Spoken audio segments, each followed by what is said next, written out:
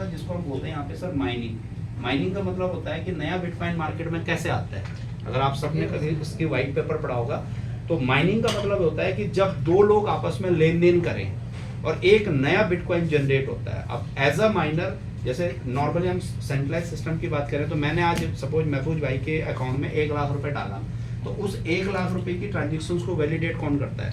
Bank. उसमें bank को फिर हम सर्विस चार्ज देते हैं, बट क्रेडिट और डेबिट करने की जिम्मेवारी उसकी है। अब यहाँ पे सर मैंने एक बिटकॉइन सपोज सर को भेजा, अब सर के पास ये बिटकॉइन पहुंच भी गया और इन्होंने बोला माय भाई मुझे तो मिला ही नहीं, तो इस ट्रांजेक्शन को जो वैलिडेट करता है उसको कहते हैं यहाँ पे माइनर। अब इस माइनर की ड्यूटी क्या है कि हर ट्रांजेक्शन को वैलिडेट करना, और ये आज इसी तरीके से मार्केट में निकल रहा है, इसका और कोई ऑप्शन नहीं है, ये निकलेगा इसी तरीके से। तीसरा इसके अंदर इसने एक प्रावधान डाला था जिसको हम बोलते हैं यहाँ पे हाल्विंग।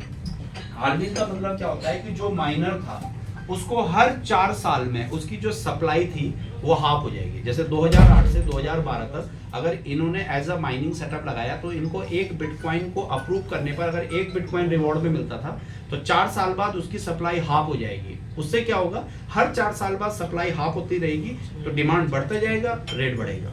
मतलब मार्केट में क्वांटिटी आएगी नहीं, सप्लाई कम होती जाएगी, रेट बढ़ता जाएगा, डिमांड बढ़ता जाएगा। और ये वो 3 प्रोटोकॉल है सर जिसकी वजह से इसको कहते हैं 100% डिसेंट्रलाइज। इसी 3 प्रोटोकॉल की वजह से अब 99% लोगों को ये लगता है बिटकॉइन में, जैसे बहुत सारे लोग अगर आप मार्केट में जाते हो तो वो कहते भी होंगे कि बिटकॉइन तो अपने आप चल रहा है या इसको चलाने वाले कोई नहीं है, लेकिन एक्चुअल में चलाने वाले कौन है? माइनर। अगर आज ये माइनर इसकी ट्रांजेक्शन अप्रूव करना बंद कर दें तो ये चलेगा, लेकिन ये क्यों नहीं करते सर? इसके पीछे 2 साइंटिफिक रीजन है। पहला, किसी भी माइनिंग कंपनी को बनाने में सर कम से कम 40 से 50 लाख रुपए का खर्चा होता है। अब मान लेते हैं सर एज अ बिजनेसमैन आप में से हम में से किसी ने कहीं 40-50 लाख लगाए हैं, तो हमारी प्रायोरिटी क्या होगी सर? हर ट्रांजेक्शन को अप्रूव करना। अगर हम अप्रूव नहीं करेंगे तो हमें कुछ नहीं मिलेगा। और दूसरी बात सर, आज पूरी दुनिया में 11,000 से ज्यादा बड़ी कंपनियां जो बिटकॉइन की माइनिंग करती हैं। अब एक साथ 11,000 कंपनियां माइनिंग करना बंद कर दें, ये पॉसिबल नहीं है। इसलिए कहते हैं कि इसको कभी बंद नहीं किया जा सकता। अदरवाइज चला कौन रहा है? माइनर। आज अगर ये माइनर इसकी ट्रांजेक्शन अप्रूव करना बंद कर दे तो आज बंद हो जाएगा, लेकिन ये करेंगे नहीं, इनकी मजबूरी है। और यही वो 3 प्रोटोकॉल है सर जिसकी वजह से इसको कहते हैं 100% डिसेंट्रलाइज। आज दुनिया में आज आप 1 लाख रुपए बिटकॉइन में लगाओ चाहे 1 करोड़ लगाओ, कल ही लगभग मेरे ख्याल से न्यूज आपने सुनी होगी 650 बिटकॉइन जो है रिलायंस ने खरीदे। जी जी जी, मुकेश अंबानी की कंपनी ने ब्लैक रॉक से। सर वो भी उसकी ट्रांजेक्शंस, वो भी उसकी सप्लाई, वो भी उसकी हाल्विंग को चेंज नहीं कर सकता। और इन्हीं 3 प्रोटोकॉल की वजह से इसको डिसेंट्रलाइज कहते हैं। डिसेंट्रलाइज का मतलब ये नहीं कि कोई चला नहीं रहा, चलाने वाले कौन है? माइनर। सेम एजेटिव। अब बात करते हैं हम ट्रस्ट बिटकॉइन की। ट्रस्ट बिटकॉइन में क्या प्रोटोकॉल है? हमारे यहाँ पे भी सर 3 प्रोटोकॉल है। पहला, इसकी जो सप्लाई है वो फिक्स है 2 करोड़ 10 लाख, जिसको ना आप बढ़ा सकते हो ना मैं बढ़ा सकता हूँ। इसकी भी, क्योंकि इसकी ब्लॉकचेन और इसकी ब्लॉकचेन दोनों सेम है, जिसको हम बोलते हैं यहाँ पे POW, proof of work technology पे बना हुआ है, जो नॉन एडिटेबल होता है। मतलब जितनी सप्लाई आपने उसके अंदर बना दी उसको चेंज नहीं कर सकते हैं। अगर आप में से किसी लोगों ने इसकी ऑडिट रिपोर्ट पढ़ी होगी हमारी ऑडिट में, वहाँ पे क्लियर मेंशन है, सॉलिड प्रूफ ने क्लियर मेंशन करके डाला है कि इसकी सप्लाई 2 करोड़ 10 लाख है, इसको बढ़ा नहीं सकते, तो वो फिक्स है। तो हमारे यहाँ का जो पहला प्रोटोकॉल है वो है माइनिंग, मतलब इसकी सप्लाई फिक्स है।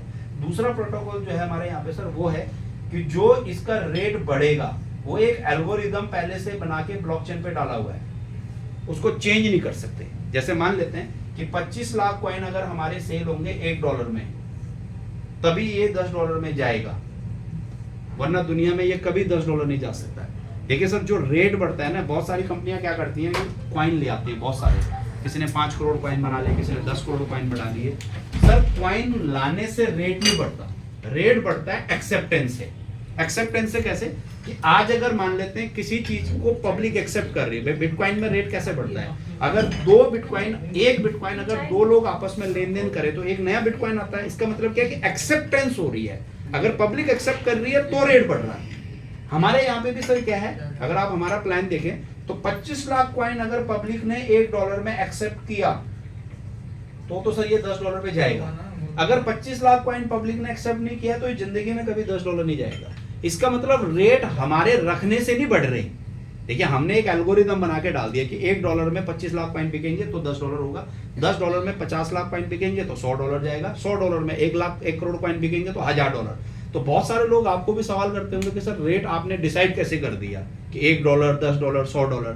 सर एक्चुअल में हमने तो एक रेट डिसाइड करके ब्लॉकचेन पे डाल दिया, लेकिन रेट बढ़ाने वाला कौन है? वो है कम्युनिटी, पब्लिक। अगर पब्लिक $1 पे इसको 25 लाख कॉइन को नहीं खरीदेगी तो ये कभी $10 जाएगा ही नहीं। इसका मतलब रेट तो पब्लिक ने बढ़ाया ना।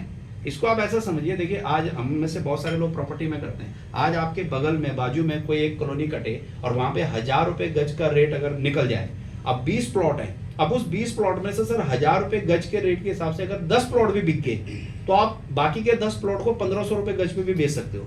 यानी कि अगर पब्लिक ने ₹1000 गज में उसको एक्सेप्ट कर लिया तो 1500 में भी बिक जाएगा। अब आपका एक भी प्लॉट ₹1000 गज पे नहीं बिका तो आप 1500 का रेट बना सकते हो? नहीं बना सकते ना। तो रेट बढ़ता है सर पब्लिक की एक्सेप्टेंस से।